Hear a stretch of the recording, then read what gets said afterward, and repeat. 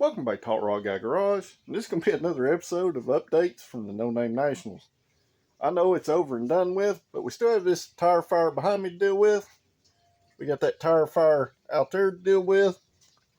And let me tell you, everything is broken and screwed up. So follow me through the intro and we'll talk about both of them.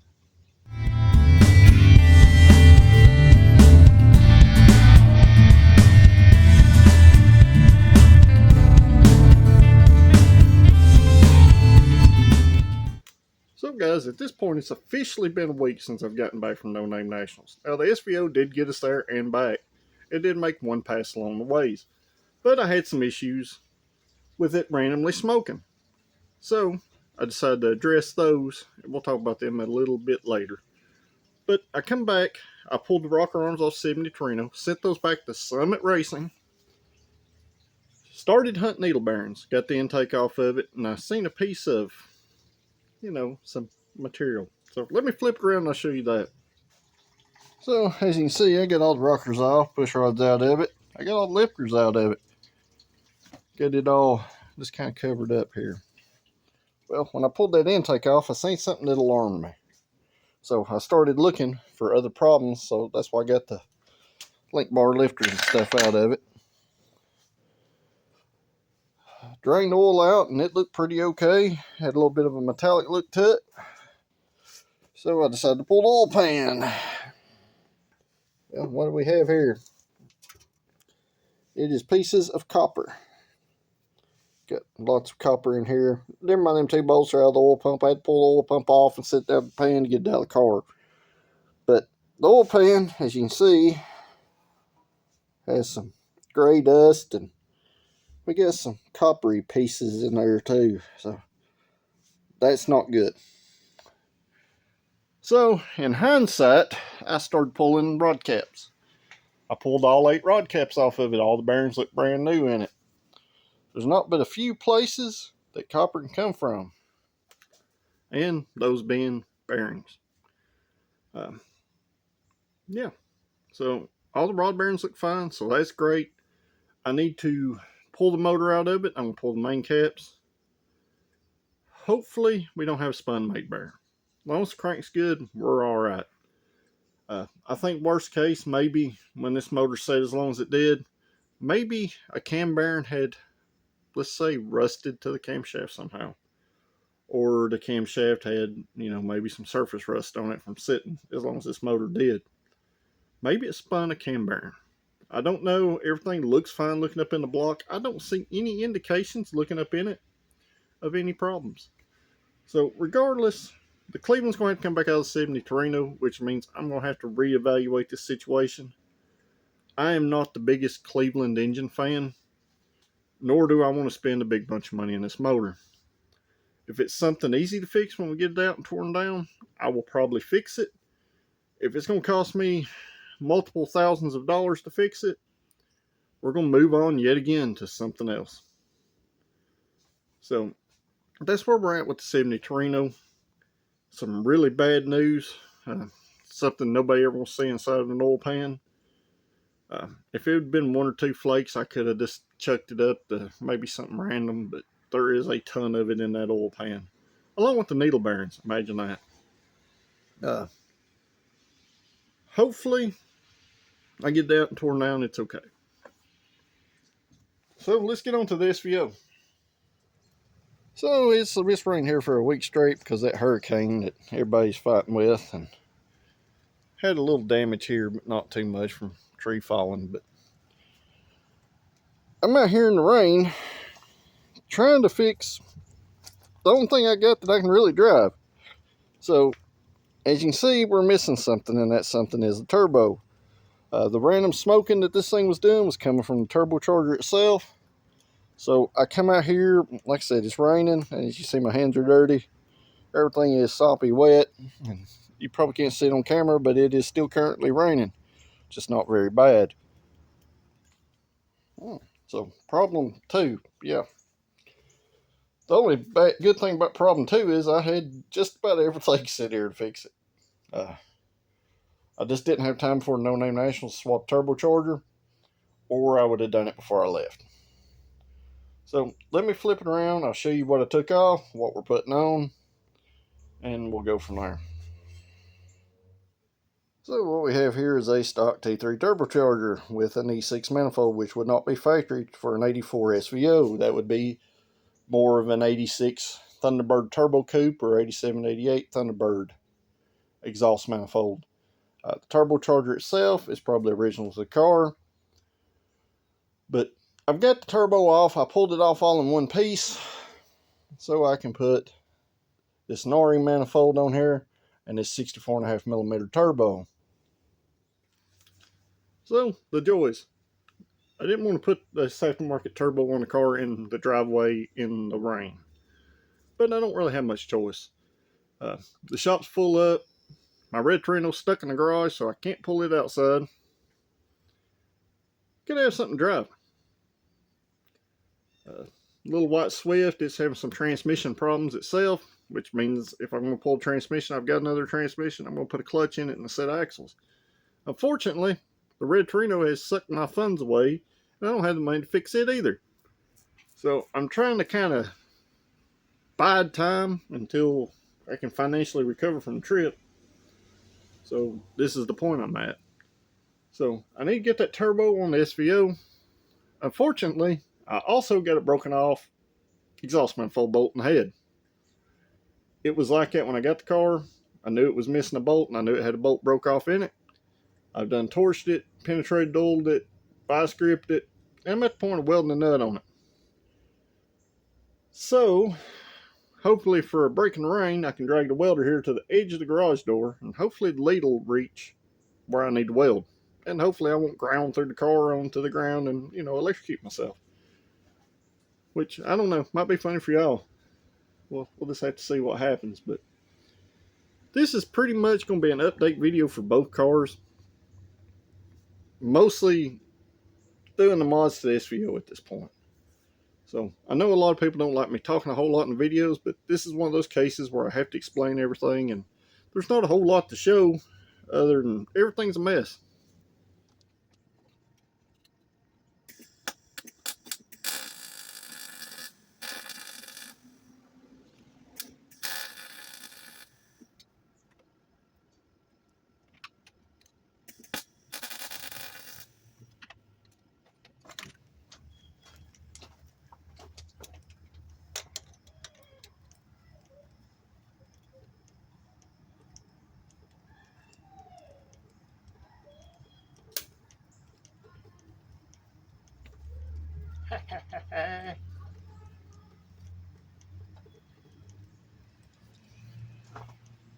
That's a win right there.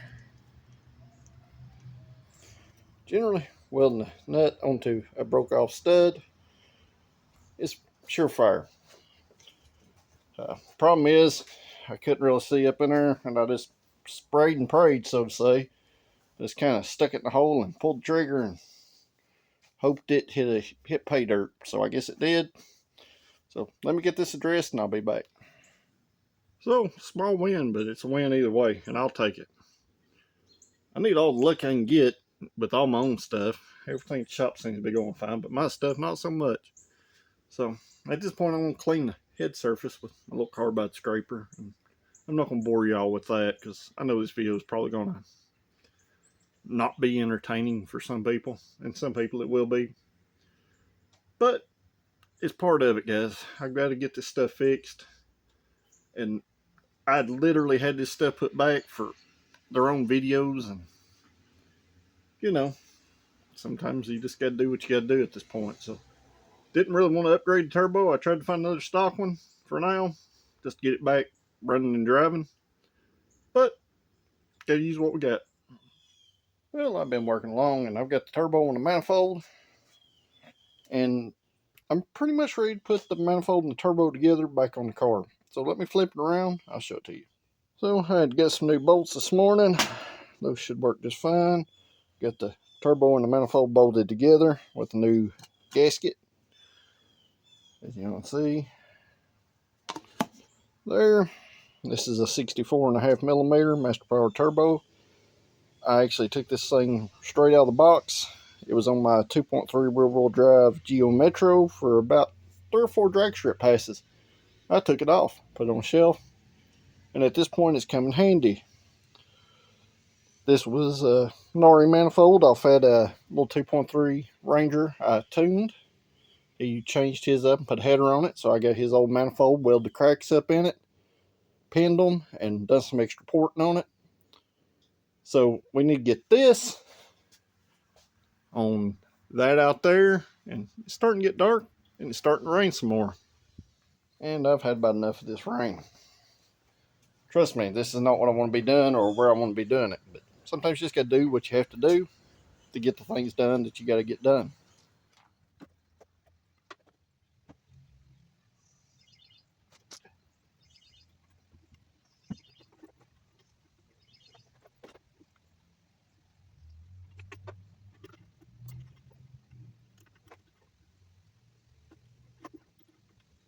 And if anybody can tell, it's dark. Well, not quite, but almost. As you can see, it's pretty dark. So I've got the turbo bolted on. I've got the oil feed and the drain line bolted back on. So that should leave me tomorrow, and hopefully we have some better weather. I've got to fabricate a dump tube for the west gate.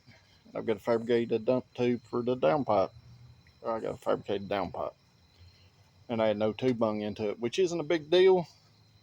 I have everything I need here to do such things, except for some dry weather. And hook the wastegate back up and hope the factory intercooler will work with this larger turbo. If not, I'm going to have to fabricate a pipe there also and just run it without an intercooler for a while, which it does have a water methanol kit on it. I added it before we went to NoName Nationals.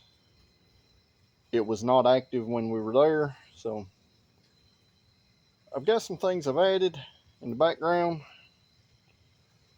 but trying to get through problems where I've got a reliable car to drive every day. I'll shed a little light on the situation here. But I've got the turbo on there, manifolds on there tight, plug wires are back on, our feed line, our drain line down there. You see our new wastegate peeking out off the turbine housing down there. So I'm going to shove a towel in the turbine side back there. I'm going to find something to stick over that barb right there. And we should be good to leave it for the night. And I don't remember what springs in that wastegate. I think it's a 20 pounder. So we'll just have to see. Whatever boost it makes is whatever boost it's going to make, because in a stock application, the way I had that set up, it is loads of fun to get the wastegate diaphragm off. It can be done, but the wastegate's face straight down, and on a Fox Body Mustang, that's right above the K-member. I did have to take the little shock off the motor mount of the SVO because it interfered with the wastegate placement. I intended this to be, when I set it up in the Geo, to be a stock replacement type deal. So I expected maybe some interference stuff in actual stock location. So I'll see y'all tomorrow. Hope for better weather. Well, it's another day, and the weather's a little bit better today, but still not great.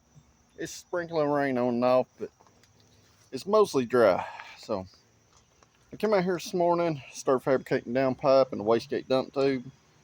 I'm pretty well along on that. I'm waiting on the wastegate dump tube to cool down a little bit so I can extend it just a touch, get it under the car. Not real worried about exhaust at this point. I've been running open downpipe on this car for ever since I've had it. So pretty much I'm just dumping it at the bottom of the K-member and calling it good. Especially considering I'm out here in the driveway, that's about all I'm going to do. So let me flip it around and show you where I'm at.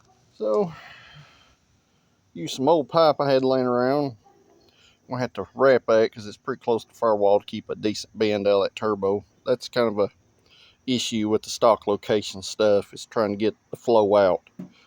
So it's 3" there, and it jumps to 3.5, and it runs down to about right here under the car. The dump tube, it is down there, and it's going to turn down and go down beside the starter straight under the car.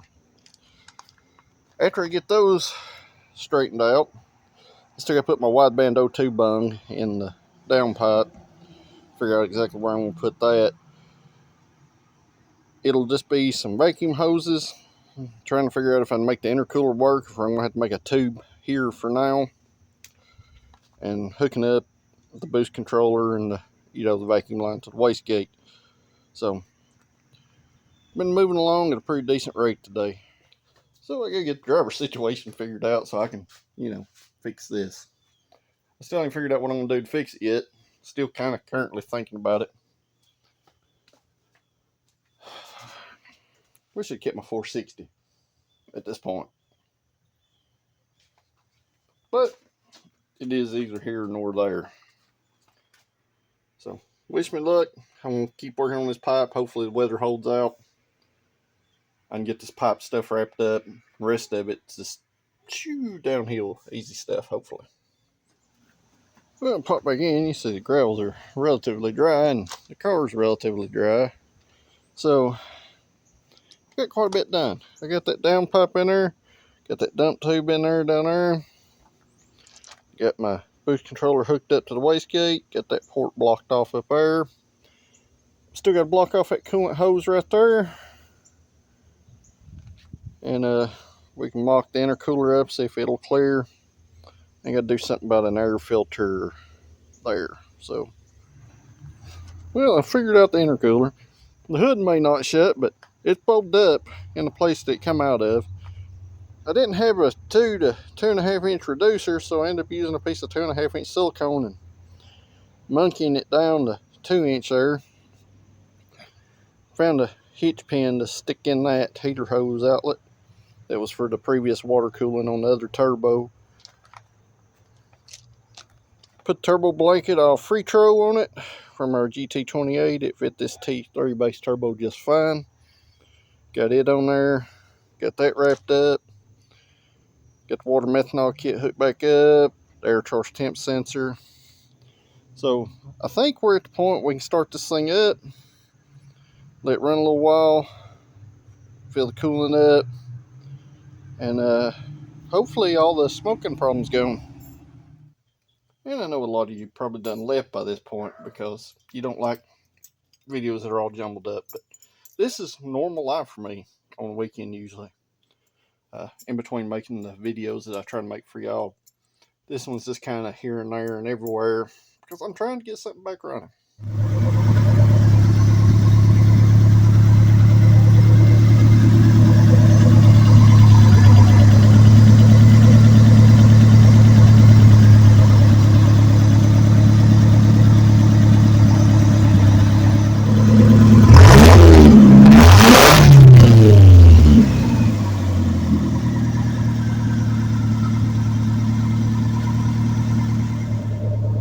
It's been running about 20 minutes. We have big billows of clouds behind it, so I'd say it's a successful fix.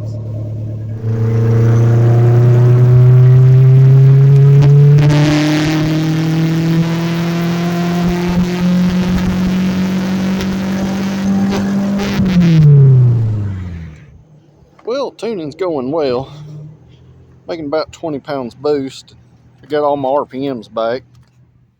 And when I say all the RPMs back, it pulls clean up to about 6,200 where you can tell the camshaft falls off. The turbo still has a lot more in it. It don't make boost about 3,500 RPM. This is a very large turbo for a stock bottom end 2.3. Only makes about 5 pounds boost in first. It'll make 20 in second, third, fourth, and fifth. It's doing pretty well. Like I said, I got the tune hashed out on it. I'll probably put about 30 miles on it at this point. So let's head back to the house. We'll check everything over and see how everything looks. Well, I'm back home. Everything seems to be all right. Don't see no smoke. Hadn't smelt no oil. Got the hood open. Just looking over everything. Everything looks okay. So hopefully this is the fix for a smoking problem at least. Now we got a too big of a turbo and too small of a motor issue. I knew that was going to happen.